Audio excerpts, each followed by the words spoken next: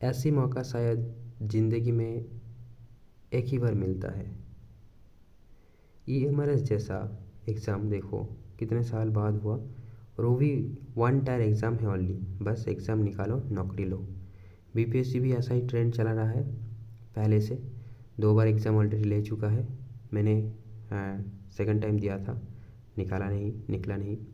EMRS वो भी दिए थे और क्वालिफाइंग भी नहीं कर पाए, मतलब क्वालिफाइंग पेपर में क्वालिफाई नहीं कर पाए। तो जो भी फ्यूचर स्टूडेंट्स टीचिंग एग्ज़ाम्स को टारगेट कर रहा है, और तो उसके लिए मैं कुछ सजेशंस बताना चाहूँगा।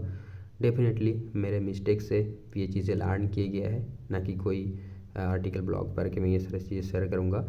और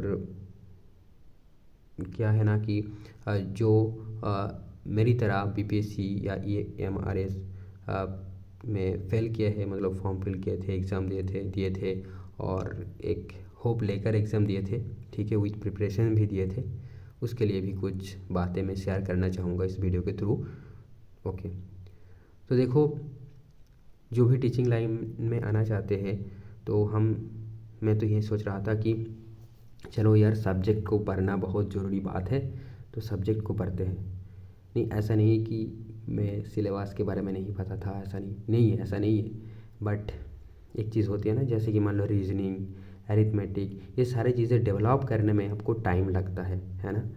तो वो टाइम मैंने दे नहीं पाया इस फॉर्म फिलिंग के बाद। ओके, तो फिर एक रीज़न था क्योंकि बीपीएससी में और ईएमआरएस में सारी चीज़ें में ही रीजनिंग था। ओके, और एक सिलेबस जो मेजर पार्ट है, देखो, general studies. Okay, general studies, ऐसे ईएमआरएस में तो ये 10 मार्क्स का ही था, बट ईएमआरएस में ठीक है, मैंने क्वालिफाई नहीं कर पाया, मतलब इंग्लिश सेक्शन में बेसिकली। तो आप इंग्लिश को भी अच्छे से पढ़िए, रिवीजन कीजिए, पढ़िए, मतलब जो चीज़ें आपने क्लास 10 तक पढ़ी है वो बेसिक रूल्स ऑफ ग्रामर को रिवाइज कीजिए, तो ज़्यादा इम्पॉर्टेंट है। और बीपीएससी में भी था इंग्लिश, हिंदी, ये सारी चीज़ें, तो इसको थोड़ा आप पहले से ही टारगेट लेकर चलिए कि हाँ, मेरे को ये एग्ज़ाम देना है, और उसके अकॉर्डिंग आप सारी चीज़ को पढ़ते रहिए थोड़ा थोड़ा करके। सिर्फ सब्जेक्ट पढ़ने से आपको शायद नहीं होगा, क्योंकि देखो, कॉन्सेप्ट वाली चीज़ तो याद रहते हैं, और सब्जेक्ट पढ़ना भी है तो आपको फैक्ट वाले चीज़ें ज़्यादा रिवाइज करना है, क्योंकि उसी में मेरा गलती हुआ है, ठीक है। एग्ज़ाम में मैंने बहुत सारी गलती सब्जेक्ट पेपर में भी किए हैं, तो वहाँ पर गलत हुआ है। और जिन्होंने जियोग्राफी पढ़ रहे हैं, मैं उसको रेकमेंड करूँगा कि यार आप जियोग्राफी के साथ इकोनॉमिक्स रख लो, क्योंकि मैंने बीपीएससी में देखा, इकोनॉमिक्स तो मैंने बहुत दिन से रिवाइज नहीं किया, ठीक है। तो मैंने देखा कि यार इकोनॉमिक्स में भी लगभग मतलब जियोग्राफी में जितने क्वेश्चन सही हुआ है, मैं एग्जैक्ट नंबर नहीं बताऊँगा, और तो इकोनॉमिक्स में भी उतने ही क्वेश्चन लगभग सही हुआ है, बट मैंने जियोग्राफी पढ़ के गए थे भाई, बट इकोनॉमिक्स पढ़ के नहीं गए, समझ रहे हो, ये बात है। तो यही आपको बताऊंगा कि यार आप कोई भी एक कॉम्पिटिटिव एग्ज़ाम को ले लो, ठीक है, और उसकी जो सिलेबस होता है, मान लो जनरल स्टडीज स्पेशली, और अरिथमेटिक या रीजनिंग वाला, और इंग्लिश का, इन तीनों के साथ आपका सब्जेक्ट पढ़ना चाहिए। तो फिर आप किसी भी एग्ज़ाम में जाओगे तो आई डोंट थिंक कि आपका मतलब बहुत आराम से निकल जाएगा। ऐसे हमने तो मिस कर दिए हैं। तो देखो, मैं गलती से बता रहा हूँ, आपको लग सकते कि यार खुद ने निकल नहीं पाए और हम लोगों को ज्ञान बरस रहा है, ऐसी बात नहीं है। मैंने जो मिस्टेक्स की है वो जस्ट उसका एक डॉक्यूमेंट्री ये है होगा। और अगर आपको मतलब कुछ अवेयरनेस वाली लगे कि हाँ कि आप भी ये मिस्टेक कर रहा हो या फिर ऐसे सोच रहा हो, तो फिर आप अवेयर हो जाओगे, तो इसलिए ये वीडियो है, ठीक है। और नीचे एक कोट लिखा हुआ है, देखो, कि फोकस बहुत इंपॉर्टेंट है, क्योंकि someone else is working constantly to take your dreams away from you, because ultimately competitive examination is not about the perfection or getting the highest marks or top the examination. It's all about clearing the cut off and stay ahead in the race from others, right? You have to compete with others, and if you perform better than others, you will be selected, and that's the goal uh, to give such exams, right?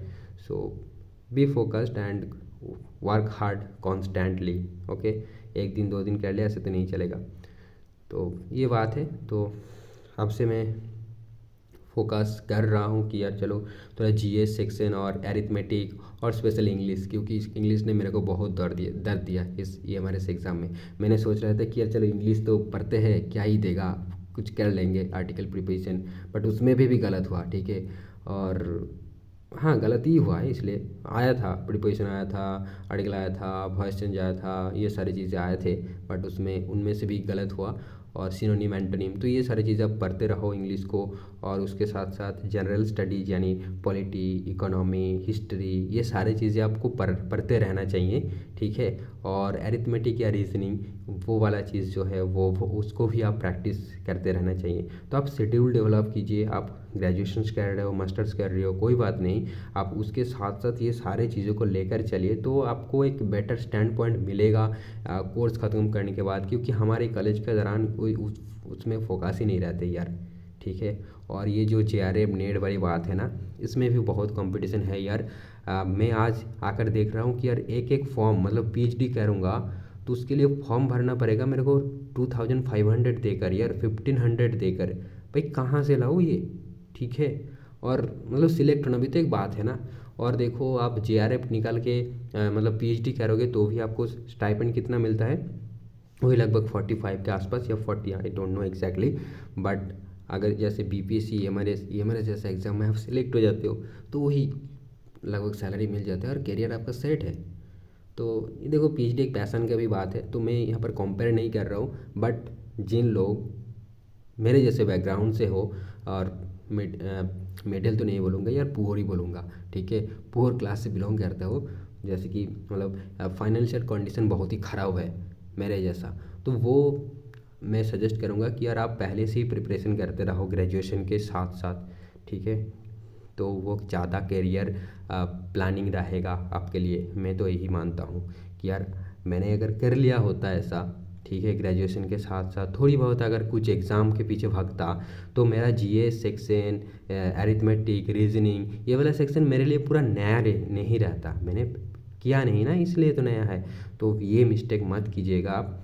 आपको geography के साथ साथ उस सारे चीज़ को भी consider करके साथ लेकर चलना पड़ेगा, तो आपका एक फ्यूचर प्लानिंग या फिर फ्यूचर कैरियर प्रॉस्पेक्ट ज़्यादा अच्छा रहेगा, ठीक है। तो मैं इतना बताना चाहता था, क्योंकि इन दिनों में मेरा मन नहीं लग रहा है पढ़ाई में, बहुत ही मन ख़राब है बोल सकते हो, क्योंकि मैंने एक ऐसा अपॉर्चुनिटीज़ मिस कर दिया है जो कि ज़िंदगी में शायद नहीं, मेरे को नहीं मिलेगा, ठीक है।